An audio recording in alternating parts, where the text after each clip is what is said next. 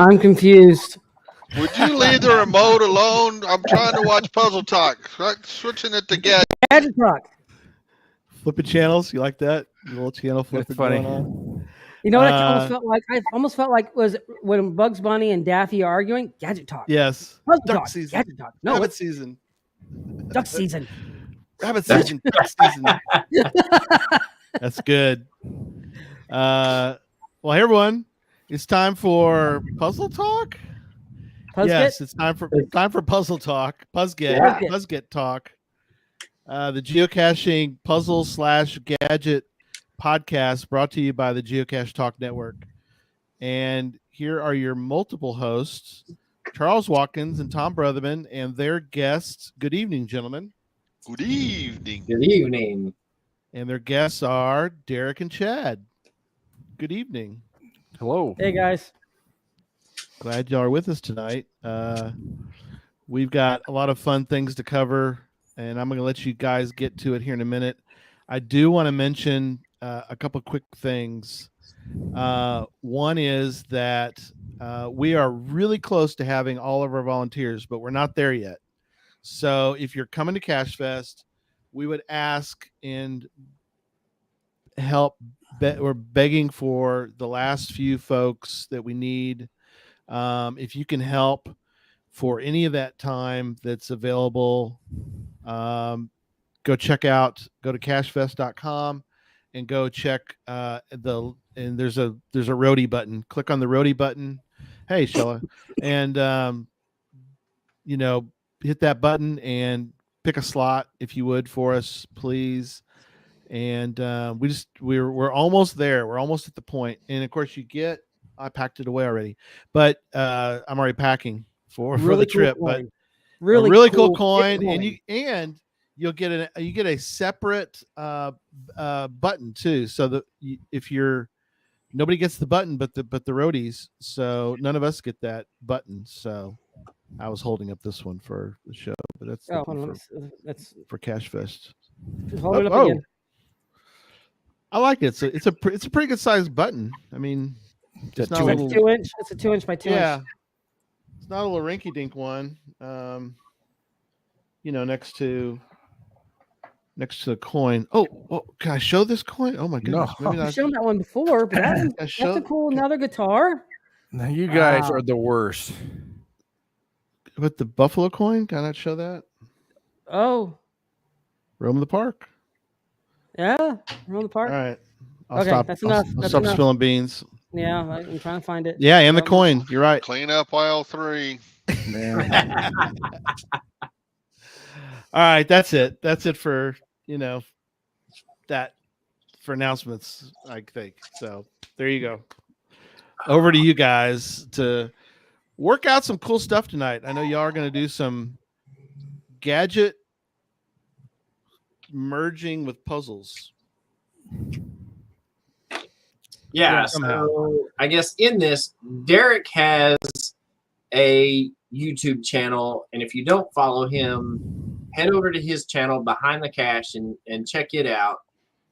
He posts some really good videos on how to build some gadget caches outside of his Gadget Talk show. So we're going to take one of his gadget caches that he built that kind of had some design flaws. He had to go back and work on it.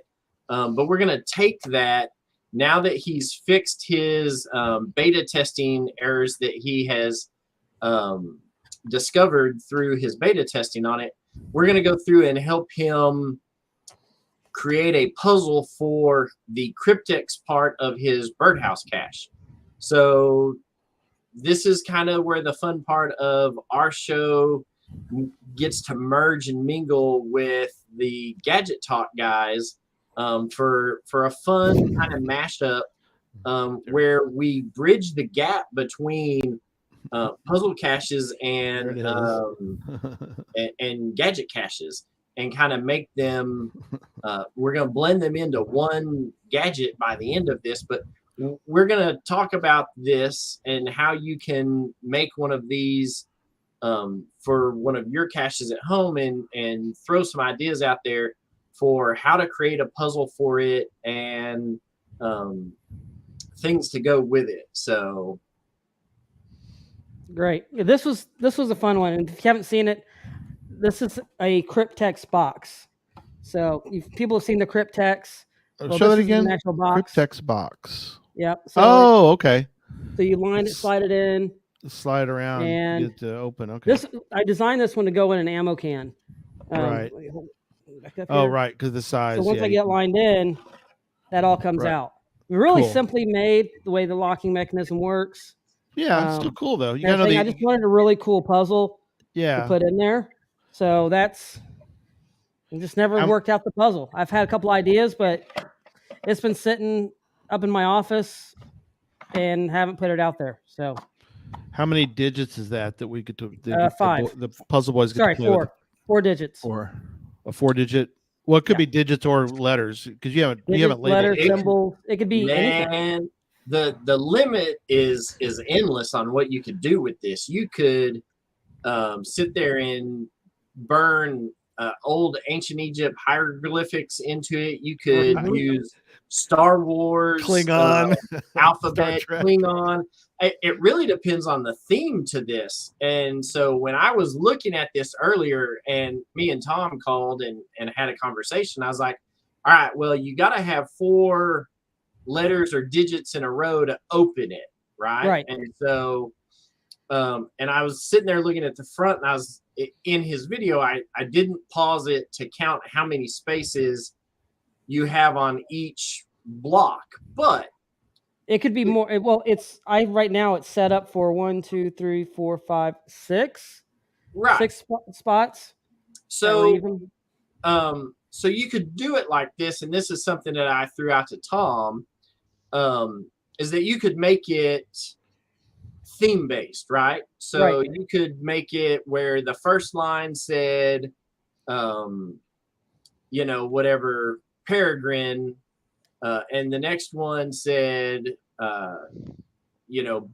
bald eagle or what have you, right? If you make that kind of theme for it to where they're all birds, right? And so then you'd have to line it up to where the first one had a B in it, the second one had an I, the third one had an R, and the fourth one had a D. And so when you line it up to where it says bird up and down, because each one of the 4 sheets has a bird's name on it, right? Then it would open. Or you could do hawk, or you're at least in this instance, we're limited by, we've got 4 slats that we need to line up. So you do the same thing with like fish, right? So you just need something that is, if you wanted to go the themed route, right? So that, but I thought of bird because it's a birdhouse, but it's actually for an ammo can. On an ammo can.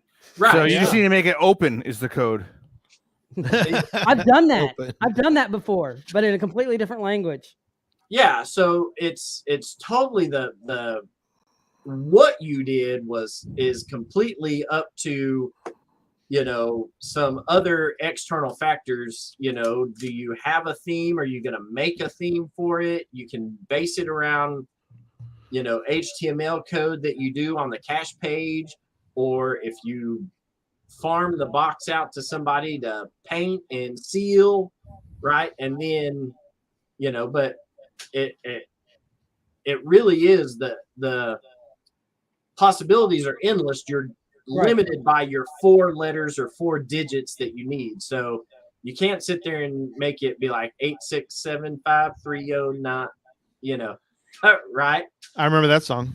Do you need 4 digits thing or 5? 4. 4 characters of some type. Okay. Yeah, 4 characters. Well, yeah. So you change it up when you said it's not a birdhouse and it goes in a box. But I'm gonna kind of stick with Charles' idea earlier of the birds. But then he said Star Wars, and I thought, oh man, he just threw me down another rabbit hole. So I don't have this all figured out. I only have two That'd be a rows. Hare, right? If we did the rabbit hole, then it would be a hare. That would get you into the box. Oh, that's bad. That's bad. So the first row would be all Star Wars ships. So you would have. Oh yeah. Whatever, but Millennium somewhere in Falcon, there, Millennium X-Wing, Falcon. Sci-Fi. All right, but one of them has to be Millennium Falcon. Yes. Second row, Star Trek stuff. You have the Enterprise. Yeah, blah blah blah. You have a bird of prey. And you have Bird a of bird of prey. prey. Back to the birds. There we go. Back to the birds. And then you pick two other movies that's got some kind of bird theme ships in it. Is there one in Aliens? Look at this. Look at this idea. You do what a if Black you put Hawk. the code and UV light and added another layer to it?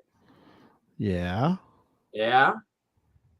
And then it didn't matter what the code was. It's irrelevant if you don't have, yeah. You can make it not make any sense. You have to hold up the UV light and it just says open.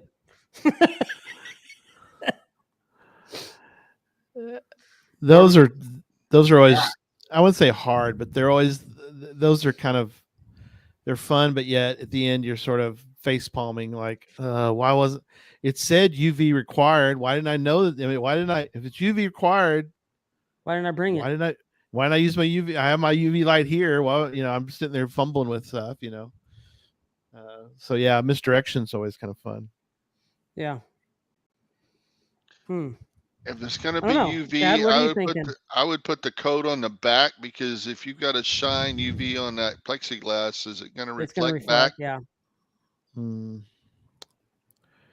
You should still shine through there so you'd see it through the plexiglass. Yeah, it should.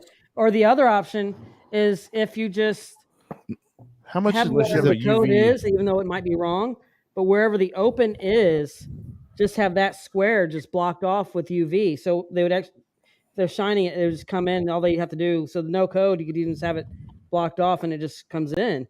I mean, that's another option. I mean, there's a lot of different, like you said, the options are endless to what you could do. So Chad, from the plexiglass to the distance from the plexiglass to the wood there you don't think is an issue as far as it's not going to cause I don't think so. I'm going to test it. I have some stuff, but unless you have a UV blocking plexiglass, right, I think you'll be okay. But that could be part of the puzzle too, is if you don't want to be able to see anything through the plexiglass and you have to actually move the puzzle to each digit in the middle where it's open to find it. Yeah. Paint the plexiglass, and then you can only see that section as they slide over. I mean, that's. But I don't think you'll have an issue through plexiglass. Well, in fact, I have a 1/4-inch plexiglass here that I have UV on one side and not the other, and it should work either way. Let me grab my light. Yeah, no problem. So my concern with UV in the plexiglass was it reflecting back in your eyes. So UV in your eyes is not really it's not a, I don't know. It's not a mirror. I don't know. Depends. I know what you're saying. You don't want to get UV light in your eye. Yeah. It's not a laser. So bring a muggle with you to do it then. Bring a muggle. Someone you don't like. Yeah, and you could even, if you went that UV route and you wanted to make it harder, they make that like dark purple plexiglass or like a dark green plexiglass to where you're only going to see that UV block with the UV light if it's in that center spot that's hollowed out, right? So you could trade the clear plexiglass out for something that's the dark green or purple that's UV absorbent, that you would never notice it unless you had it pulled into the correct spot. So if you had it pulled in the correct spot, you could use that UV blocking plexiglass. Although I don't know how much it blocks, if you'd see it or not.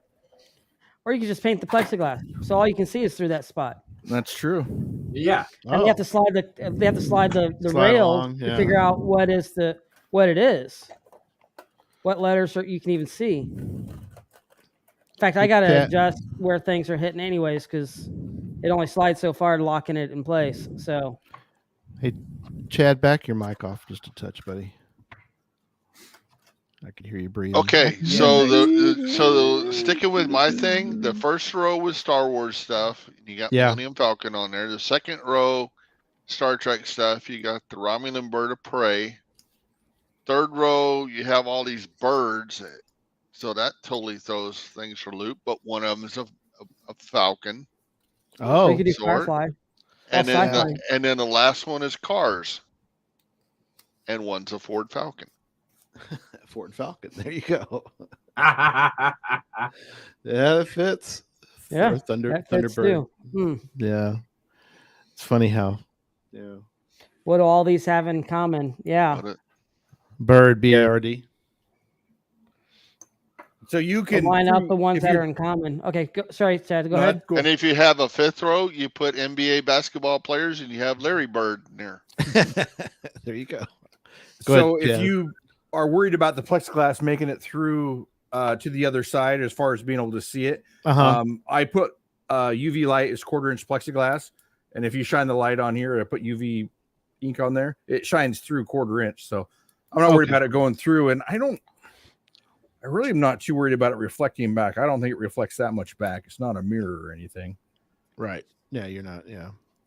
Yeah, it's pretty diffused. It's not, like you said. I'd like to hear some more comments from the peanut gal. I mean, from the chat room. Yeah. So I like the UV light as aspect of it. I like the, of course, sci-fi birds and stuff like that. I love that idea. I like the birds idea, or the Millennium Falcon and the bird of prey and stuff. I think that's really cool. You could laser cut those ships in on that thing or burn them in somehow. No, let's rephrase that. You can laser cut, or you can even you could print them up on a piece of paper and Mod Podge them on there. Yeah, yeah, I can do that part. Word is a word. So yeah, bird is the word. There's probably 4 beers out there, Tom, that have the word bird in their title, or some, because Direwolf was talking about since you're a beer, well you're known to be a beer fan.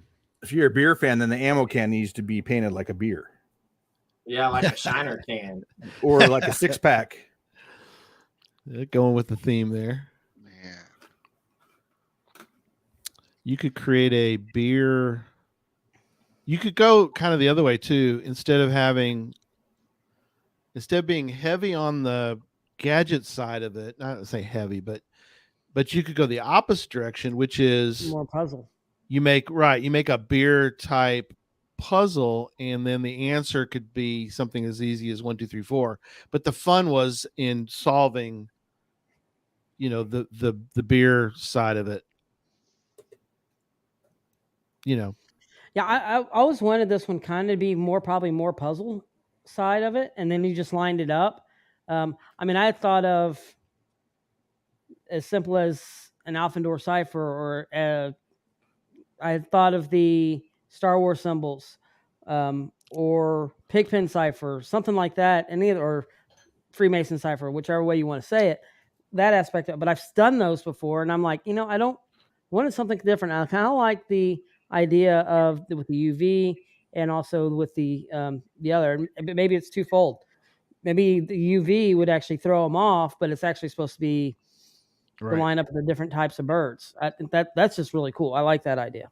Yeah. Now you made this container, right?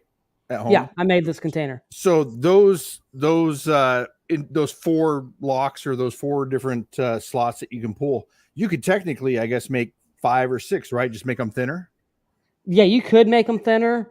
I'm just thinking for a builder that's building it, or someone who's listening that right. Wants to build one. Could. I mean, if you see the side of it here, I mean, it's just tongue and groove. Yeah, they're tongue and slats. So it's tongue and grooved. You could do it. If this was taller, you could even probably add it in here. This was a good size for the bolts and everything that were in there, and kind of locking it. Because when you have that tongue and groove in there to fit, you're only looking at about a little bit less than an inch. Okay, so you don't want to go much smaller then, because it's going to make it really loose. Right. Yeah, okay. But you could add it and make it taller, and maybe using the same. These were 2-inch Right.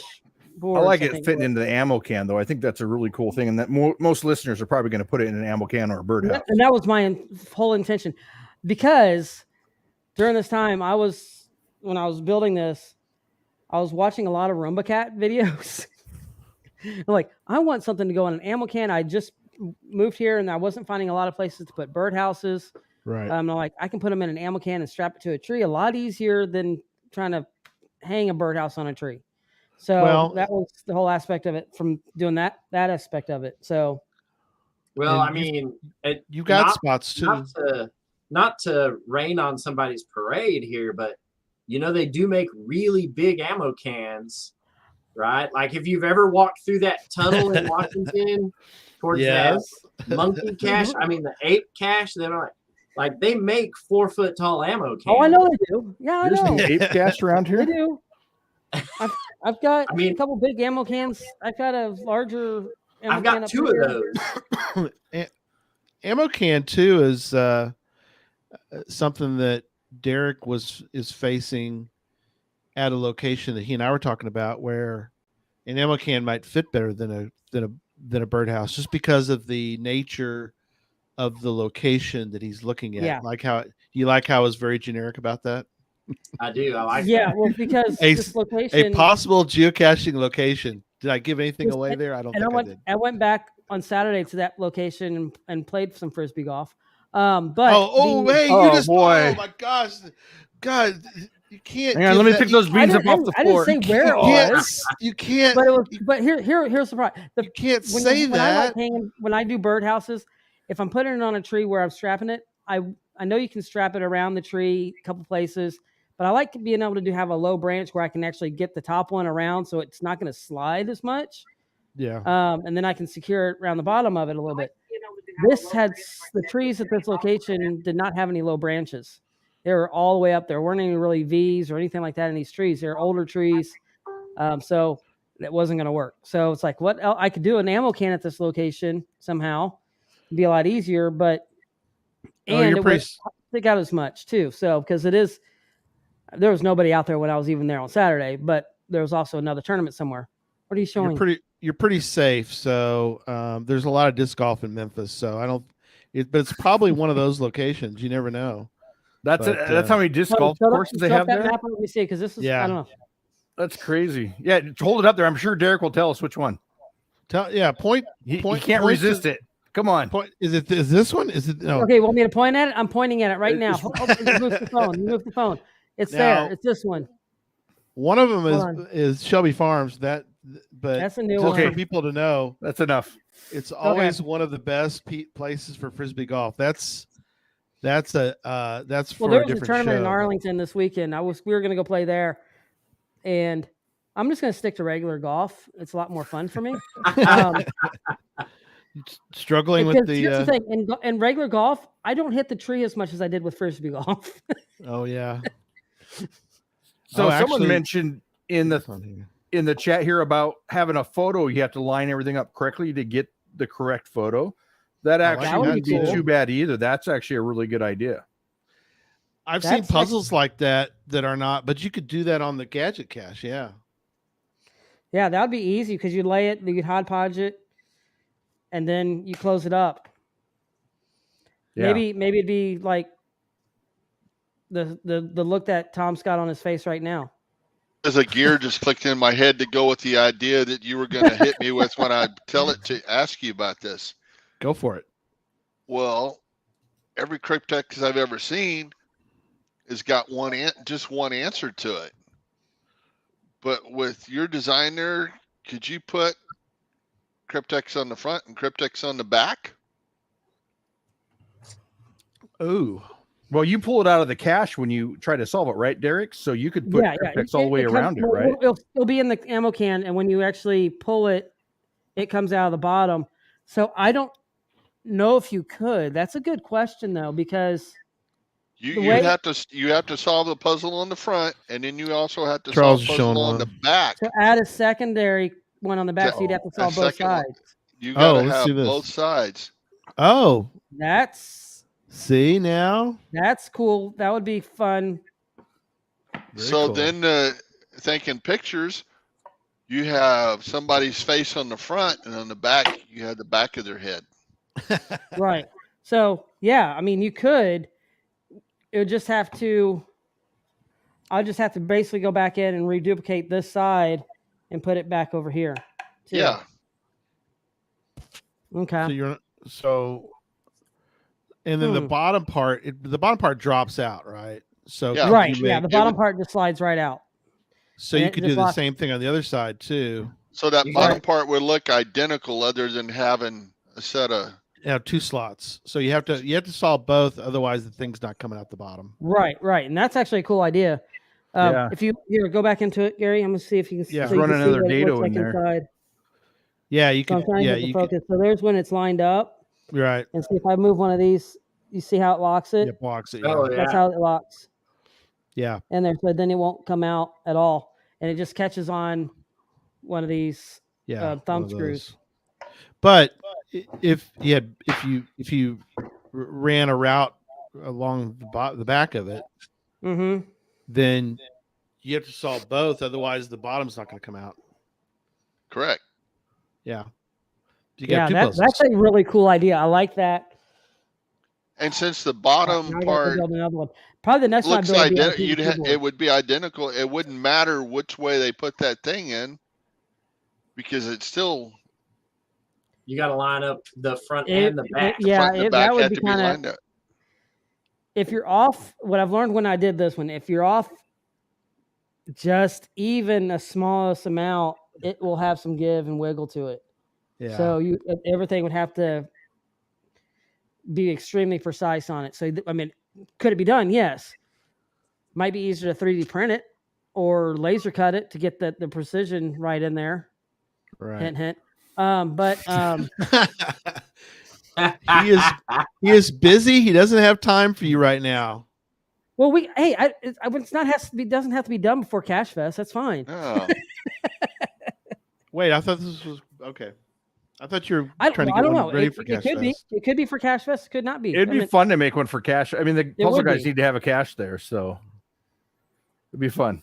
Well, we might be able to work on something. Are you both you guys printing nonstop still? I think we're about done. I'm printing other stuff. I keep printing things. And I keep running out of filament, but. But as far as I'm getting so low on I have 100 of each. Gadget Academy. Derek has 40. 40 of each. I'm going to do one more run of all of it because I need to put 2 of them together. Yeah. So we should have extras. Use Weed Eater line. You can use Weed Eater line, sure. It probably wouldn't look right. It probably gloopy and it probably won't. It's only got to last a weekend. I don't know. The weekend. Oh my! Long term, Tom, for the long term. Yeah, Darren was mentioning what y'all were talking about is the fact that you have to remember they got to put it back together. Well, that's what I was saying. The little knobs would be the same on both sides, so it wouldn't matter which direction you put it in. Right. That wouldn't matter. What Derek was saying about the precision and how you line up that part, that would make a difference. Yeah. But when you put it back in the ammo can, you have to put everything back to center anyway, so that resets it. Yeah, you do, and that automatically locks it back. And nothing comes apart, so it's not like they're gonna pull pieces apart. So no, and it's just I'd end up rebuilding another one and doing it all over again, using this one as something else. And if I did that other side, because I would have to go back through and pull everything apart, and the way the wood fits on this one is completely different. So I'd have to go back and cut quite a bit to make it look exactly like the other side to work. Probably be easier just to start a new one. That's what I'm saying. Yeah, I'd probably just do a new one. And probably do it out of a PVC board. Make a self-destruction one after the FDF is done. It is done. Calm. Call it the flame. Mr. Pizza Ninja said that. Pizza Ninja. Call it the Mission Impossible. You have a mission, and they have to solve it. And then... Ooh. Yeah. Engineer 42. I don't have put it up so everybody can read it here. Yeah, I don't have the share thing on mine. If each slider was drilled top to bottom and a bit of brass rod was inserted, you could have a circuit completed when the sliders were in place. So what would have a LED light up? Oh no, you're gonna put like an ear piercing alarm on that thing. Air horn. Oh man, that's what I would do. But yeah, I mean that's the whole thing. I guess. Do you know? You want to know? You want them to know when it's completed? I guess so. Wouldn't be too hard. Here's another option. Maybe similar to that. If you had a bunch of holes in the top and you had a Todd in there that they had to slide through and connect a circuit, and when they connected that circuit, it released the latch and would actually allow it to come slide out besides there, and you wouldn't have to cut all the information on there.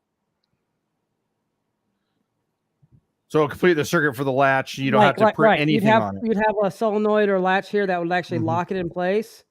And then if you had a hole that they would have to slide it in at the top here, and when it comes down, it actually hits that and releases it, and then everything will come out. But they would have to do both of them. They'd have to do the cryptex and figure out the hole at the top.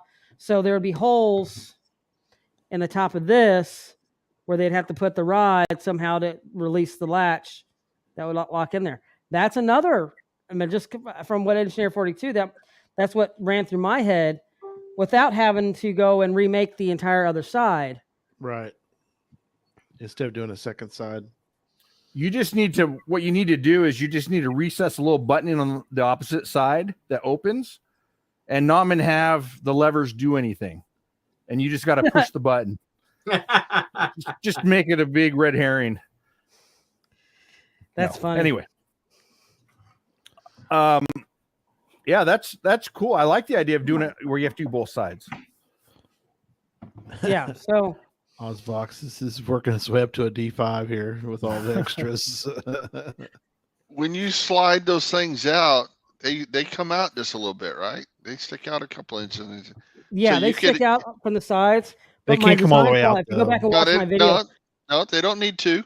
But sticking with the button idea, the button, like that slide you have pulled out that you just had your hand on, that one there. You would have to have it one side or the other all the way out, and the button's on the back side of it, and you're not going to see it from the front. So you're focused on trying to spell something and can't get it open, but sliding that thing around and spelling it has nothing to do with it. It's just a button, getting to the button on the back side of that thing. Yeah, because you could make it like a button. That sounds like West Virginia Tim. Man, I'm getting diabolical now. Yeah, because you could make it a button from like a wireless or a remote doorbell, right? So then you don't have any wires. You just have to make the doorbell button go, and you could take all of the accessories off of that. Right. To where all you have is a button, right? The button in the circuit board. And then that's going to trigger the deal to open. I like it, but man, that's evil, Tom. That's evil. That is evil. And that's a lot of the wireless part is, but it would have to signal wirelessly somehow inside the box to release. Yeah, but you just turn the actual dinger for the doorbell, that the solenoid that makes it ding, you just take it apart and rewire it to make the solenoid, to give the solenoid juice to open the latch. Yeah. Right. You might now just the need to put a problem buck is converter if in that there battery dies, there's no way to get into it. Right. Because you'd have to, and the way to do 9-volt battery. Well, I wouldn't use, it had me, well. You as a maker, you should always make a bypass that you know about. Yeah, exactly. And that's what I was trying to think of. And so the latch would actually have to be fixed down in here somehow, so it actually locks to the outside of the box. Right. Okay. Because it'd have to lock, say, like right here in the middle, so you wouldn't feel it. So you'd have to find inside here where that hits exactly, and mark it so it doesn't. So we can put a hole in it so it locks it in place. Right. And Darrell's saying you could do it mechanically. You could do some kind of, you don't have to do it electronic. You could make a mechanical type. Yeah. I mean, that's true with all the different ones. If you feel more comfortable with the mechanical, I like the mechanical. I mean, we could do wires, but I'm thinking of the battery aspect of it. Mechanical may not break as easy, and I wouldn't have to replace the batteries because that's my fear, because it'd have to be in there. And if that's the only way to get into it, how would be the bypass? So we'd have to work out a bypass. Yeah. To be able to do it. I saw a piece in here. Is there such thing as an evil gadget cache? Yes. Any gadget cache you are unable to open is considered an evil gadget cache. By definition. Yes.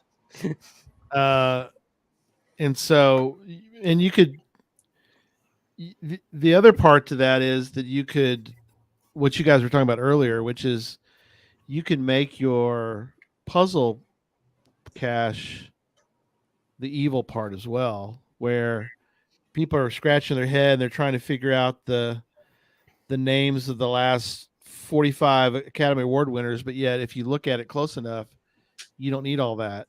You just need the 4-digit code, which the 4-digit code is in the UV light.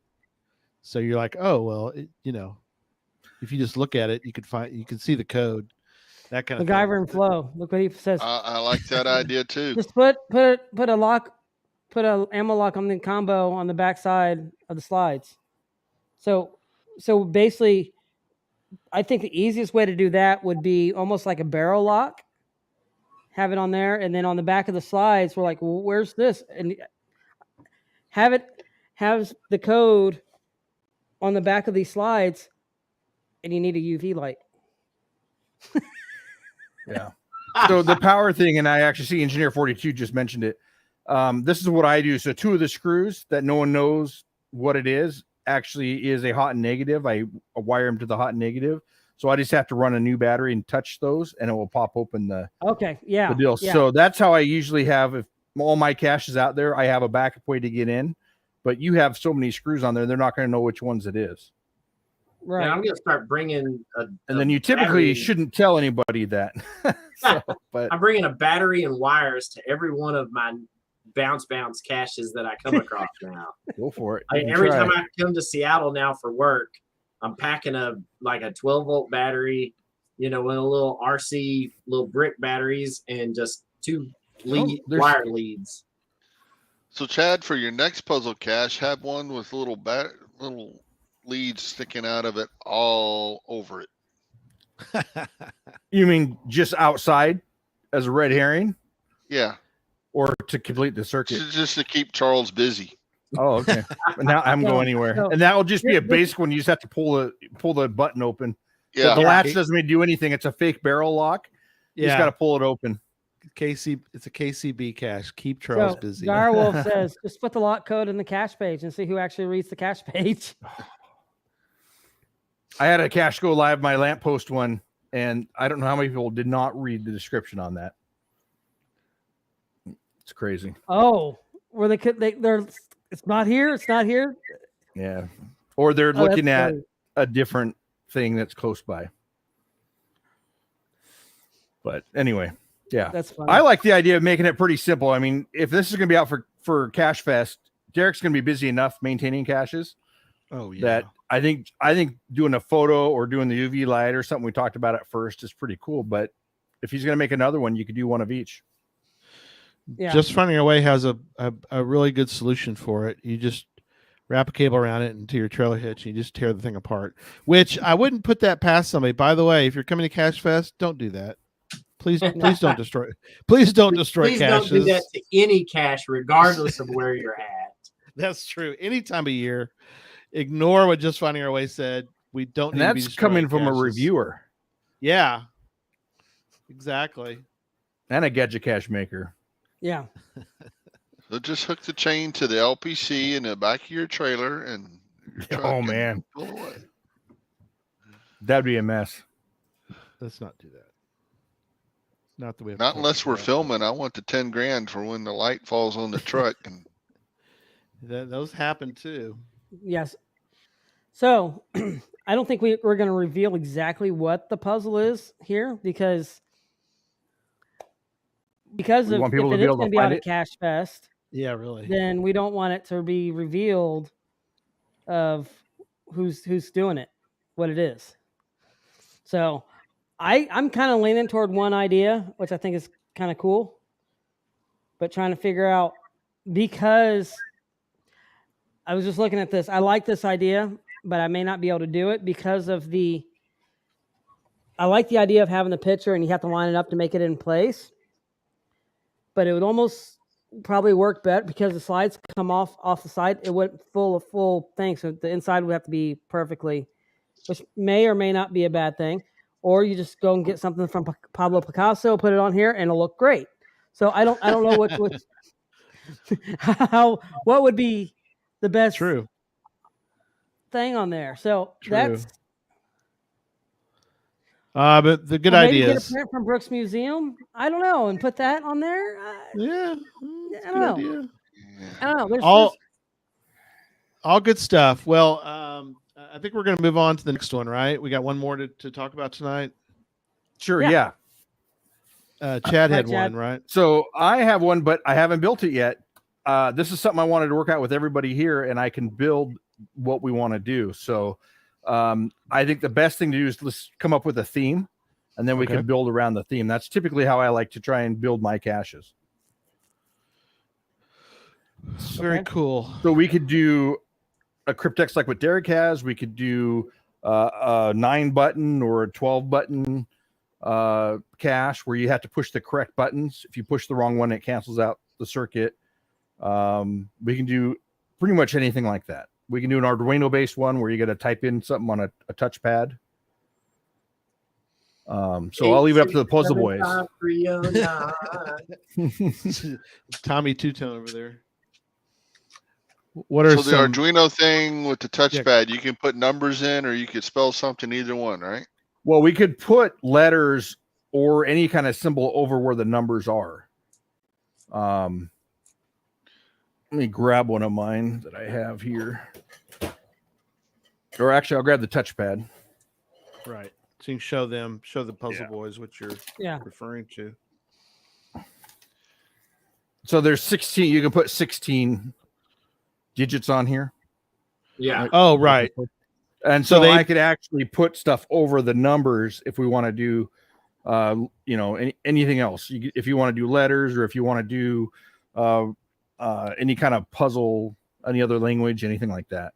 All 16 are available. You do not have to follow. Yes, you don't have to the follow numbers these. and letters. Right. You Correct. can follow. But the cool thing is you got 16 possible. Mm-hmm. Yeah. And on those touchpads, Chad and Derek, can you make it so that the answer you have to do is, forget about the symbol part yet, but like if they have to push the 3 times or the 2 5 times or something like that. So can you make the Arduino side of it where it's not just pushing 5 buttons, right? You could make it so that the button could be pushed additional times. So you can push the number 10 times if you want, and then push 2. You can do whatever you want. So in the Arduino, we just program what has to be pushed, right? What code? Right. So it could be anything. So it's 16. It's 16 times 16. Factoid Symbols or whatever. But it's multiples, so it's like it can be. So you could have 16 symbols, but you might have a symbol 3 or 4 times. Right. If you want it real complicated, but anyway. Yeah, it could be whatever digit you want. Yeah. Whatever you want in there, and when you're doing the program, it would see it as 1, 2, 3, 4, 5, 6, 7, 8, 9, 0, ABC. Regardless of what we put on the outside. It has D on there, right? A, B, C, D. Yeah, A, B, C, D. And so and whatever you put over the top of it, it could be that whatever combination. But when you're writing the program, it's like, I want it 8675309. Yeah. But that could be a banana, apple, orange, mango, pineapple, whatever. Arduino side. Mango. Yes. So you can put in any digit you want, as long as many numbers, and doesn't matter. What I was thinking earlier today is a box with each side of the box, the 4 sides around the sides, would have a different puzzle on it. And I was thinking math equations. And earlier I was thinking that each side would have to have a 1-digit answer, but really it could be 2 digits now that I think with what you've got there. And so if you were thinking of a box, it would be a 6-digit puzzle or a lock combination, right? Because a box has 6 sides. I was thinking just four sides. Okay. You know, the top would open, the bottom is just center. So you see the puzzles on the 4 sides. And then to know what order to put the numbers in, the edge of each side would have a color to it. Ooh, okay. And then you put the colors somewhere at the top in an order that doesn't really stick out anywhere. Just why is that there? Until you solve each of the equations, come up with a number, put them in order that the colors are, and that's your code to get in. Oh, I got you. Right. That makes sense. So your order is based on something else.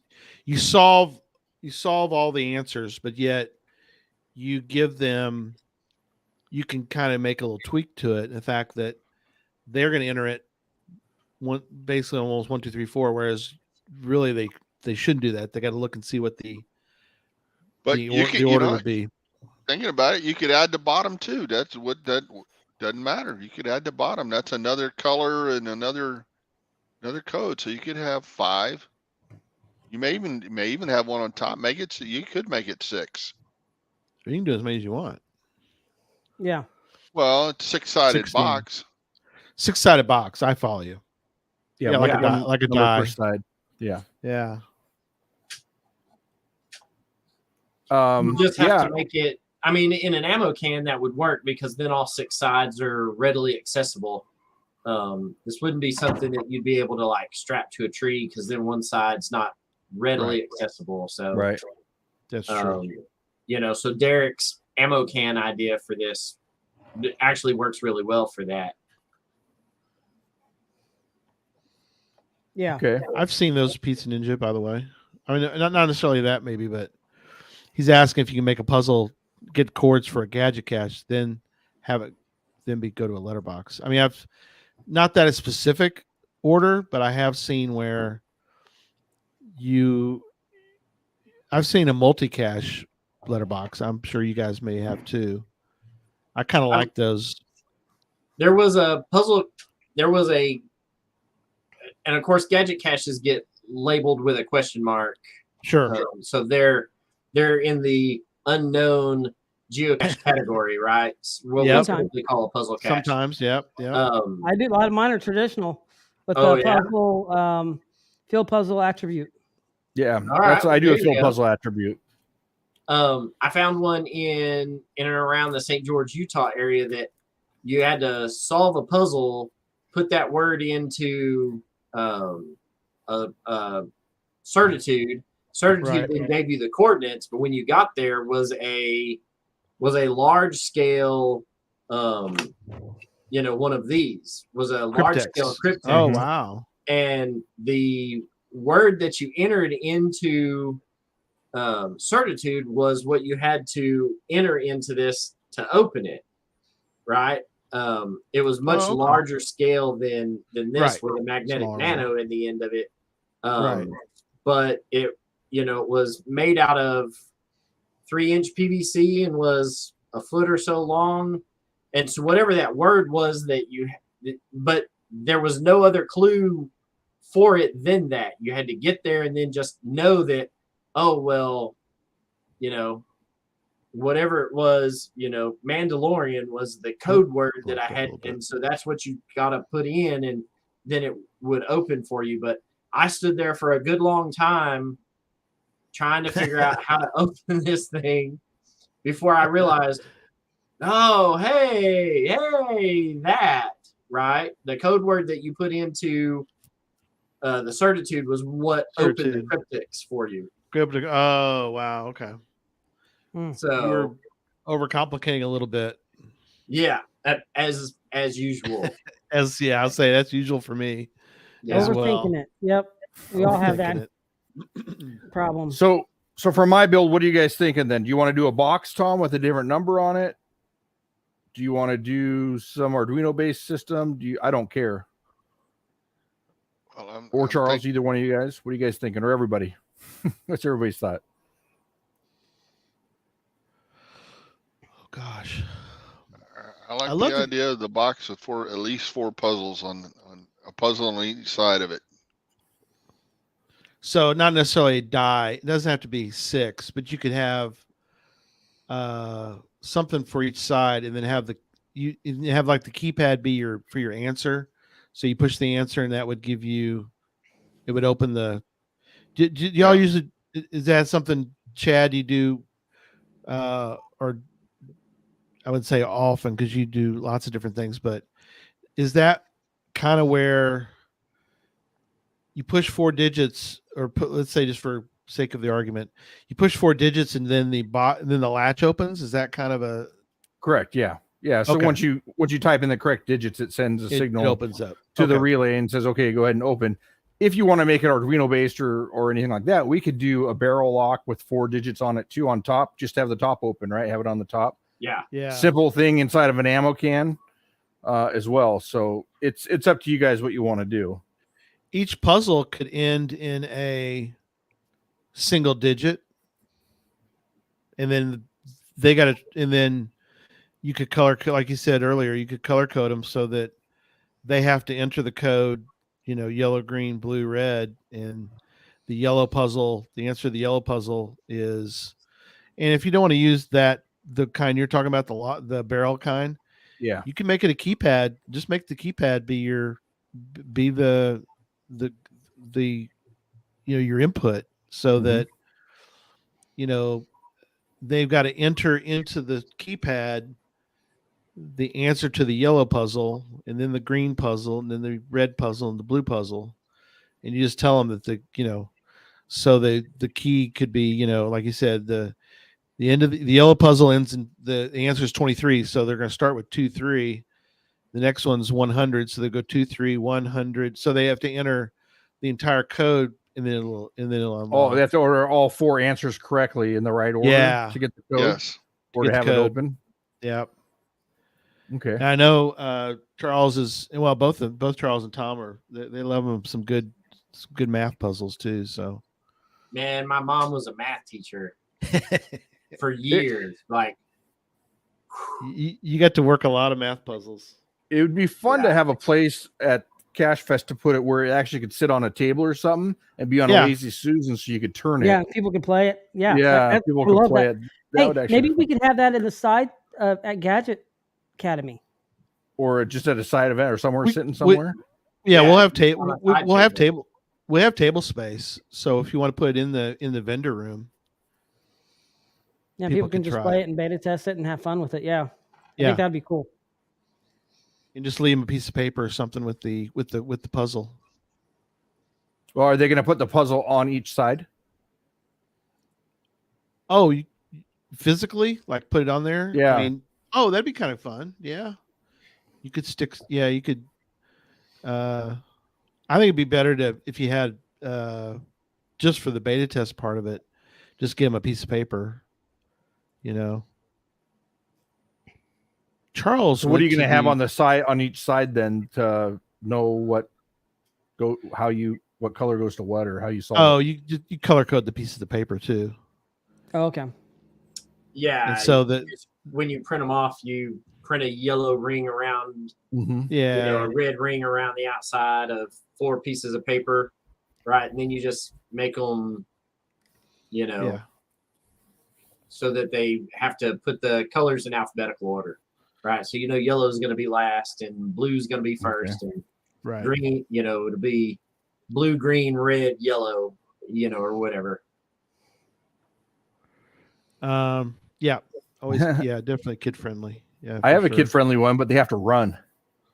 It's great. I love watching. Actually, it's more fun to watch the adults run around. Oh yeah. That's a scan. You got to scan the 6 things, and then you have different times in between, so you can time out. That?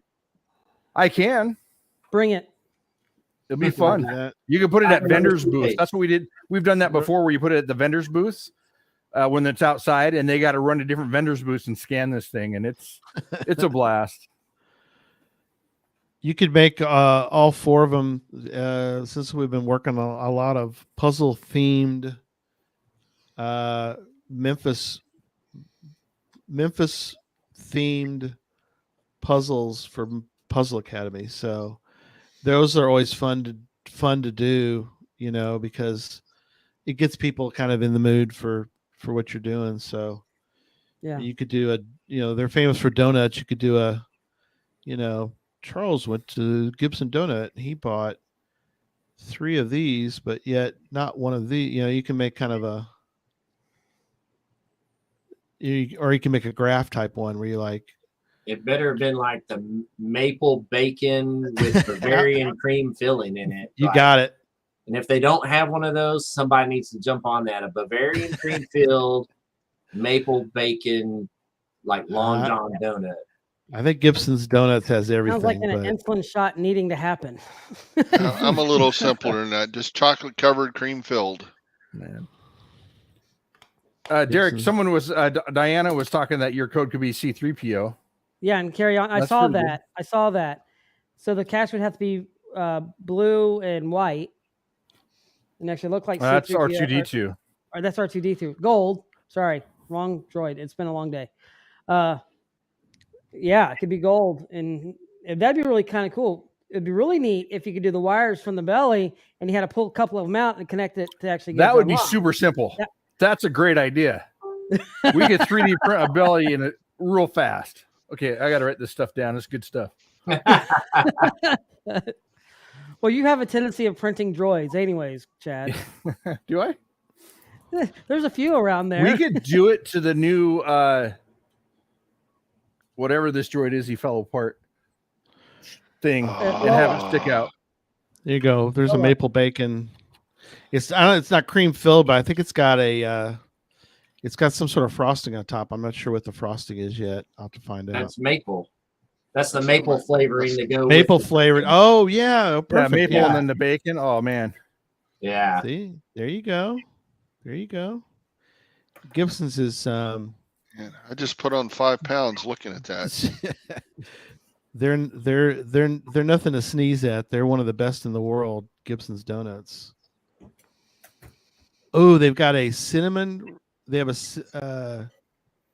cinnamon roll. Yeah, they've got a cinnamon roll one too. We're from Gadget to donuts. Yep, show's over. Can we do a vending machine gadget that dispenses donuts? They have a Darth Velvet one too. It's like a velvet cake. They call it Darth Velvet. Oz Fox says you had me at bacon. Yes. So apparently they've got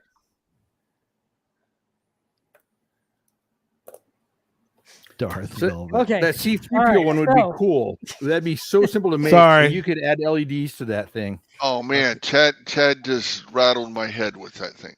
How much would an old vending machine cost? I don't know. What kind? What yeah. type of vending Someone tried to give me a Pepsi machine the other day, but yeah, $250 for like a snack machine. There are a bunch of them out here in the Phoenix area for sale. So it just kind of depends on. I'm talking really old school, like the one that had the knobs and you had to pull them out. Like the old cigarette ones I've seen. Yeah, I've seen those where you pull, and then you pull the rod out. It drops. Yeah. I don't have that kind. I have different dispensing machines, but not that kind. Well, I was just thinking if you had one of those sitting somewhere, and you had to pull this thing and that thing and maybe one other, so you had to have teamwork because you only got 2 hands or maybe 2 hands and a foot. I don't know, but pulling those made the circuit that opened up the cache in the bottom of the thing or something. That's for a side note, but I do love the idea of a teamwork. There's not many teamwork caches out there in the world. I have several of them, and I actually just had a meeting today for something, and we were talking about creating some more teamwork ones, and I would love to do another teamwork one. I just don't know why we don't have more in the world. We just really need to make, as you're doing caches, I think I love the idea. And I know that the Gadget guys have seen the Chris Ramsey one where you can do it by yourself if you use a mirror to see what you're doing, But I like the idea that you can't really do both sides of the box. So you have to, it's so much easier if you have somebody in there. So you push a button and then your partner would push a button on the other side of the box. That way it's so hard to do them at the same time. And so the idea is that you're really trying to do it, you're trying to get people with you, do a teamwork. Mm-hmm. And so I love the idea that it really takes at least 2 people to complete, because I mean, they're just fun. They're just things that, you want to see people do. You want to see more than, the more the merrier kind of thing.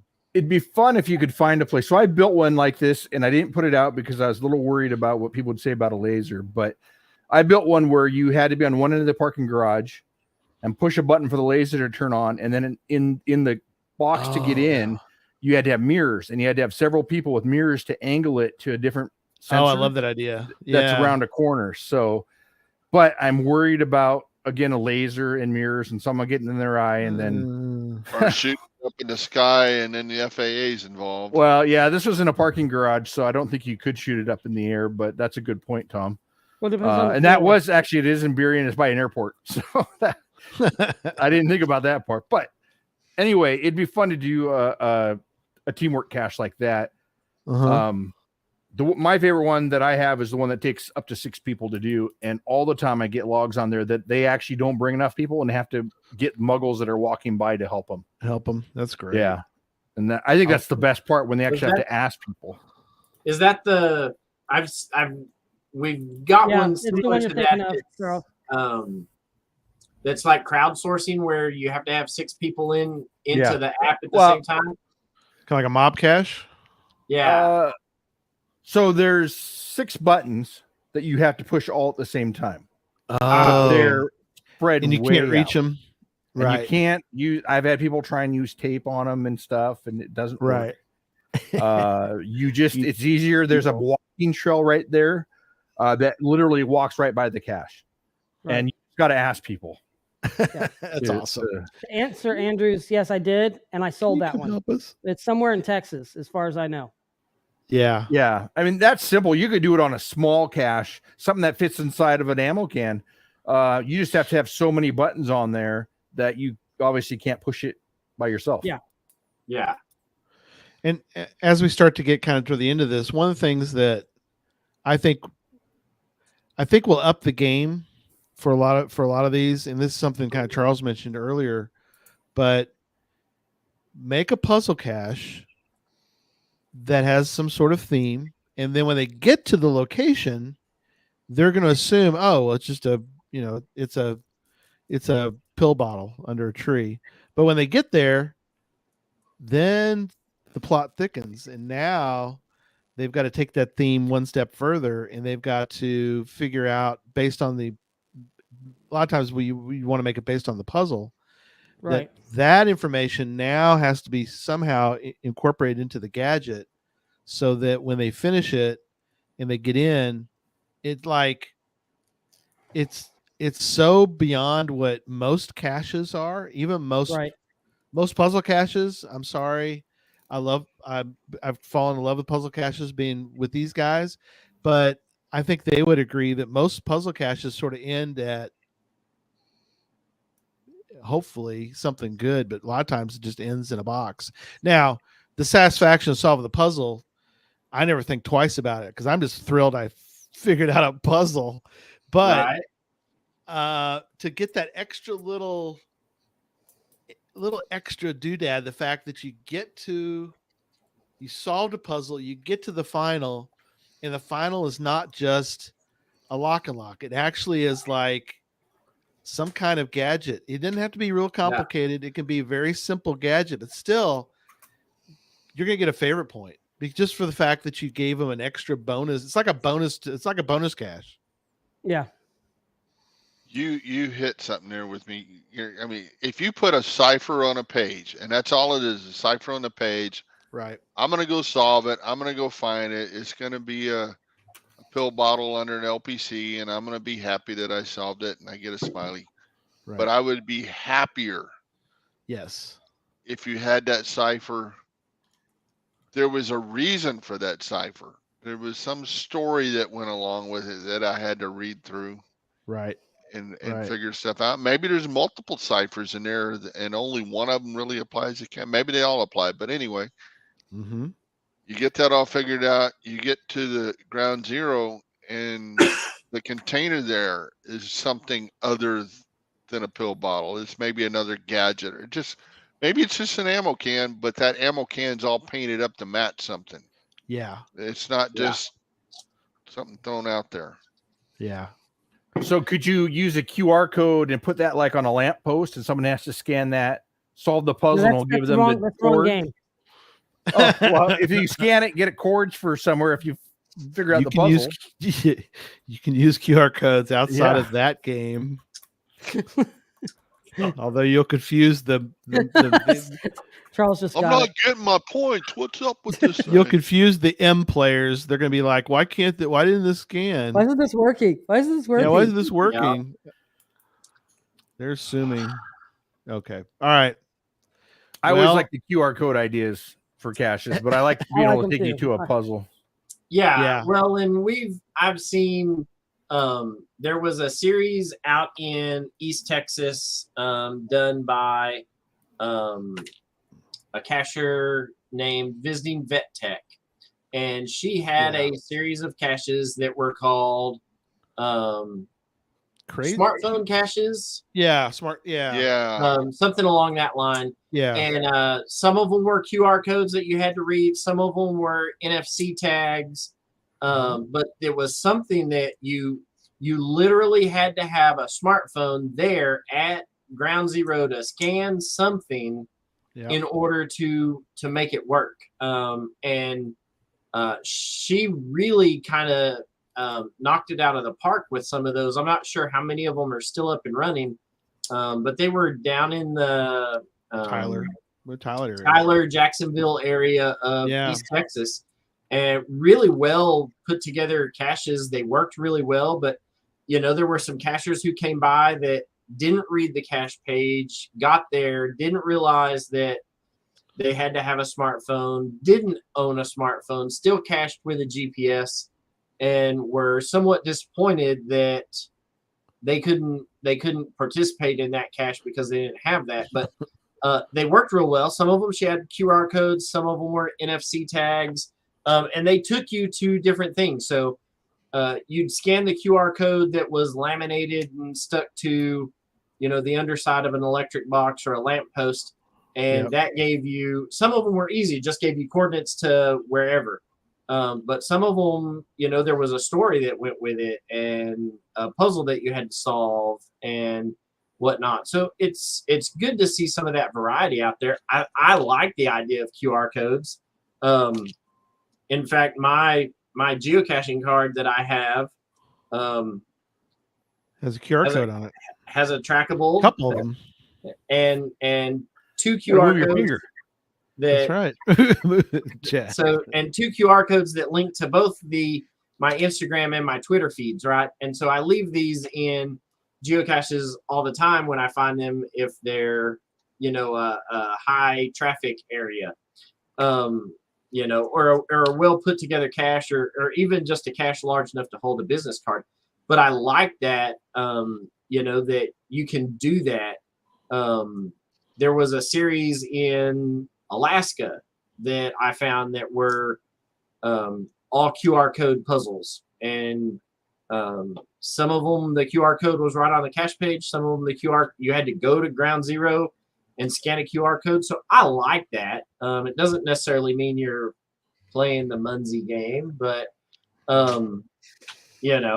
it takes all kinds. And I think when you branch outside of what is normal, that's when you kind of get some of the variety that is the spice of life for keeping cachers engaged, and things like that, get you favorite points. So I'm all about it. Scan it, have it take you to a puzzle, that takes you to a pig pen cipher that the final is, a pig-shaped mailbox on a post out on an old country road next to a pig farm.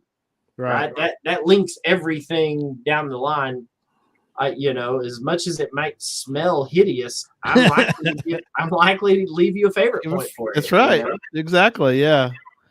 So, guys, this has been really good. We'll have to do this again sometime in the future, but thank you all. This has been fun, and hopefully it has inspired our viewers, and then later tonight and tomorrow and throughout the week, our listeners. Thank you, audio listeners, for being there for us. And so there you go. There's the first mashup. I think it was a success. So right. Is this where you're saying we don't have to go home, but we can't stay here? Yes. Right. That's exactly right. You can stay here all night, but the show's going to end here in about 3 seconds. So not until they hit the like button. No, Chicago. Yeah, smoosh the like button. So the caches we talked about tonight, we're gonna be able to have them at Cache Fest, right? So if you're gonna go to Cache Fest, you can find these caches that we're talking about. Hopefully. Yeah, I'm gonna. Or I'll put the puzzle on this one. I'll tell you guys which one I'm doing here in a little bit. But sure, I'll make the box with the 4 different colors. Okay. Yeah, last call, UDAC. We're calling it. So. Yep. Yeah, it's 7:00 here. I gotta go. It's dinner time. Yeah, it's dinner time. I gotta go finish editing this week's video because I'm diving on Tuesday up in Bristol. That's awesome. So on Tuesday, for a virtual of all things. For a virtual 5-5. So yeah, I can't wait to hear that go. How that goes. This is gonna be a lot of fun. Shooting a video of it. But if you're up in Bristol on Tuesday, there is an event. It's called the Deep Dam Dive event. So hang on. We're kid friendly here. We don't. Dam is in DAM. Dam. Like a dam, like a water dam. Okay. Right. Yeah. So it's up in Bristol, up there. Facepalm. So love to see you out there. Merlin 1932 or 1392. Sorry, dyslexic for there. 1392. We're gonna be doing the dive together, so it's gonna be a lot of fun. If you're up there, come see us. Awesome. I won't be, so sign my name. No, there's nowhere to sign your name. It's a virtual. That's right. It's a virtual. I got to take a picture. Yeah. Oh, Charles. That's what Photoshop's for. No. All right. Good night, everybody. Good night. Good night, everybody. Bye.